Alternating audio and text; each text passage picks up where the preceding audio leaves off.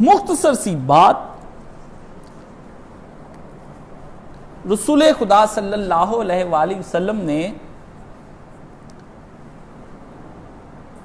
حضرت بلال نے اذان دی، رسول خدا نے نماز پڑھی، 2 سنت فجر کی، اور اس کے بعد ایک دعا پڑھی کہ اللہم اجعل فی قلبی نوران وفی بصری نوران وفی سمعی نوران وعن یمینی نوران وعن یساری نوران وفوقی نوران وتحتی نوران وامامی نوران وخلفی نوران واجعل لی نوران وفی لسانی نوران وعصبی ولحمی ودمی وشعری وبشری واجعل فی نفسی نوران وعازم لی نوران۔ کتاب الصلاۃ اور مشکات شریف اور 1195 نمبر حدیث، نماز تہجد کب میں۔ اے اللہ میرے دل میں، میری آنکھوں میں، میرے کانوں میں، میرے دائیں بائیں، میرے اوپر نیچے، میرے آگے پیچھے میرے لیے نور کر دے، میری زبان میں نور کر دے، میرے پٹھے، گوشت، میرا خون، میرے بال، میرا بدن نورانی بنا دے، اور میرے نور نفس میں نور بھر دے، اور مجھے تھوڑا سا نہیں، مجھے بہت زیادہ نور بخش دے۔ اے اللہ مجھے نور عطا فرما۔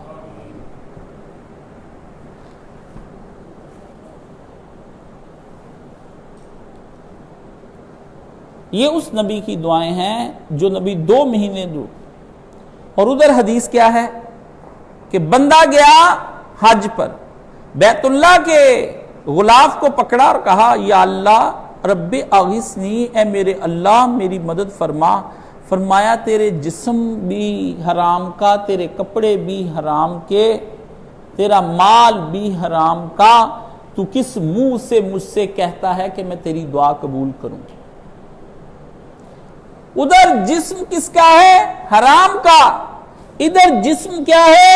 نبی فرماتے میرے پٹھے، اصل چیز، باقی کو بحث چھوڑ دو وہ کیا ہے، وہ تو دعائے نور کو میرے پاس سمجھے تو میں اس کو بتاؤں کہ تیرا مرتبہ کبھی ہے نوجوان مسلم تدبر بھی کیا تو نے؟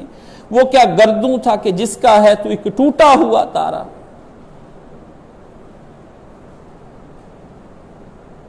اگر چاہوں تو نقشہ کھینچ کر رکھ دوں الفاظ میں، مگر تیرے تخیل سے بھی فزوں تر ہے وہ نظارہ۔ نبی نے یہاں جو گفتگو کی صرف اس پر رک جاؤ، باقی ابحاث پھر کریں گے۔ میرے پٹھے، میرے گوشت، میرا خون، میرے بال اور میرا بدن اے اللہ نور کے بنا دے۔ یہ بات روح کی نہیں ہو رہی، بدن کی ہو رہی ہے۔ آپ کے پٹھے کیسے نور کے بن سکتے ہیں؟ یا اللہ یہ ابھی آپریشن کرا کے پٹھا نکال کر دیکھ لو اگر نور کا بن سکتا ہے۔ یہاں پہ ایک بندہ آپ کی بازو کاٹ کے کہ جی میں نے آپ کے یہاں پہ نا ریز کی ایک بازو بنا دی، آپ اس سے یہ چیزیں اٹھا لیا کریں۔ مطلب آپ کے یہاں پہ ایک لگ جائے، بازو کاٹ کر اگلا حصہ جو ہے وہ روشنیوں کا، جس طرح کے وہ لوہے کا بنا دیتے ہیں، وہ ایک روشنیوں کا بن جائے، ریز جو نکلتی، الٹرا ساؤنڈ کی ریز نکلتی ہیں، روشنیوں کا ایک بازو کاٹ کے تو پھر آپ اس سے کچھ چیزیں اٹھا لیں گے۔ آپ کے یہ پٹھے یہاں سے کاٹ کے ایک آدمی کہ جی میں نے آپ کا پٹھا نکال لیا اور اس کی جگہ پہ میں نے آپ کا ایک نور کا پٹھا لگا دیا، آپ پھرے۔ ہاں چلے میں اتنا سا گوشت اوپر سے اتار کے کہتا ہوں اور کچھ نہیں تو ٹنڈ کر دیتے ہیں آپ کی، میں کہوں آپ کے بال نور کے بن گئے ہیں اب سارے، آپ مان جائیں گے؟ آپ کو میں سارا خون کی بوتلیں نچوڑ دوں اور پھر میں کہوں کہ آپ کے اندر میں نے نور بھر دیا ہے، آپ کا خون نور کا بھر جائے گا؟ نفس کو بھی چھوڑ دیں اور بہت نور کو بھی چھوڑ دیں، صرف میرے پٹھے، گوشت، خون، بال اور بدن۔ بتائیے یہ کیوں نبی نے کہا؟ یہ فلسفہ ہے اسلام کے اس کھانے اور پینے کا، اس حلال اور طیب کا، کہ جب ایک آدمی حلال اور طیب کھاتا ہے تو فرمایا کہ اس کا جو اس کی وفی لسانی، اس کی یہ زبان جو ہے وہ چسکوری نہیں ہوتی ہے حرام کے لیے، وہ اتنا کھاتی ہے جتنی کہ نبی علیہ الصلوۃ والسلام کی زبان مبارک نے کھایا ہے۔ اس کا بدن پر آیا ہوا مال اس طرح کا، اس کا جسم اس طرح کے جبن، کسل اور عجز، جس کے بارے میں حدیث شریف میں آتا ہے کہ اللہم انی اعوذ بک من العجز والکسل، خداوند عالم میں کمزوری اور کاہلی اور سستی جو عموماً آپ کا وتیرہ ہے، اچھا میں اٹھنا ہے۔ ابھی آپ کے یہ سوال آنے ہیں، رمضان جب آنا ہے تو پھر آپ نے یہی مجھے کہنا ہے، جب میں اٹھا تو اذان ہو رہی تھی، جلدی جلدی میں نے پانی پی لیا تو کیا میرا روزہ ہو گیا اذانیں ہوتے ہوتے؟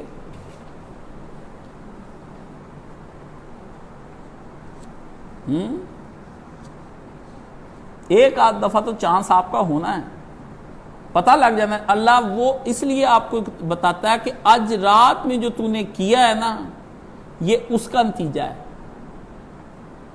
کہ غفلت کی نیند تو سو گیا۔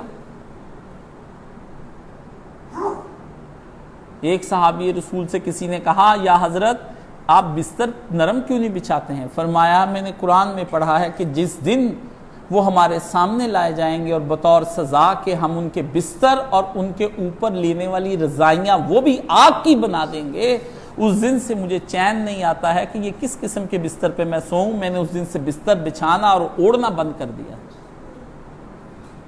قرآن مجید میں ہے کہ ہم ان کے کمبل اور ان کی رضائیاں، ان کے میٹرس اور ان کے گدے، وہ ہم پورے ان کے سرانے پورا پیک کر کے ان کو دیں گے جو بالکل آگ کا بنا ہوا ہوگا، اور اس کے اندر کہ اسی گرمی کے نشے میں تو صبح سردیوں میں نہیں اٹھا کرتا تھا، لے اس گرمی کا مزہ، ذوقو، چکھ اس عذاب کا مزہ جس عذاب کے مزے کے تحت تو نہیں زندگی۔ حرام کا مال کھانے کے بعد آدمی کا لہو نور کا نہیں بن سکتا ہے، اس کے پٹھے نور کے نہیں بن سکتے ہیں، اس کے جسم پر اتنا ماس نہیں آ سکتا ہے، اتنا گوشت نہیں آ سکتا ہے، ان کے پیٹ بڑھ نہیں سکتے ہیں۔ عربی زبان میں کہتے ہیں کہ موٹے عالم کو دیکھ کر یہ اندازہ کر لو کہ اسے خوف خدا نہیں رہا ہے۔ جہاں موٹا مل جائے وہاں فوری طور پر یہ سوچ لو کہ اس موٹے کو اب اللہ کا خوف نہیں رہا ہے۔ جس کو اللہ کا خوف ہے اس کا تو پتا پانی ہو جاتا ہے، وہ تو مارے ڈر کے خشک سے اٹھتا نہیں کسی کے ڈر سے۔ بادشاہ نے وزیر با تدبیر سے کہا، میاں یہ بکری لے جاؤ اور یہ 14 کلو کی ہے اور خوب اس کو کھلاؤ پلاؤ، 1 مہینے کے اندر بہترین چارہ تم اس کو کھلاؤ گے، اور 14 کلو کی بکری جب لاؤ تو 14 کلو کی رہنی چاہیے۔ وزیر با تدبیر کے ہوش اڑ گئے۔ شاہوں کے مزاج عجیب قسم کے ہوا کرتے ہیں، پتہ نہیں کیا کیا بیٹھے سوچتے رہتے ہیں، جیسے آپ اپنی جگہ پر خود بادشاہ بنے ہوئے بیٹھے شیطانیاں سوچتے رہتے ہیں، یوٹیوب کے کلپ نکال کے آپ بھی کم بادشاہ نہیں ہیں، بادشاہ ہو۔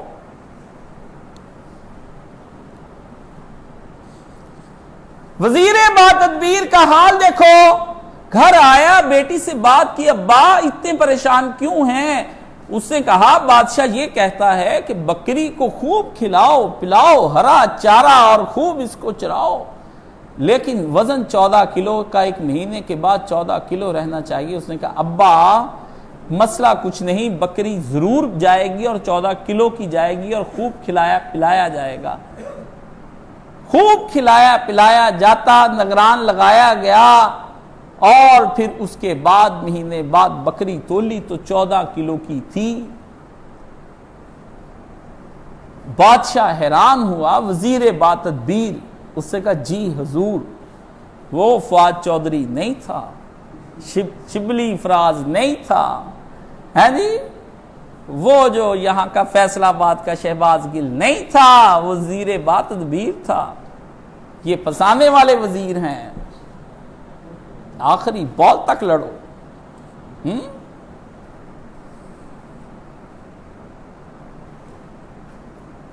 آیا بادشاہ نے پھر پوچھا اور کہا انعام دیا جائے. کہا کہاں سے تدبیر کی؟ کہا یہ لڑکی سے پوچھوں گا. میری لڑکی کے پاس بکری تھی، اس نے کھلایا پلایا.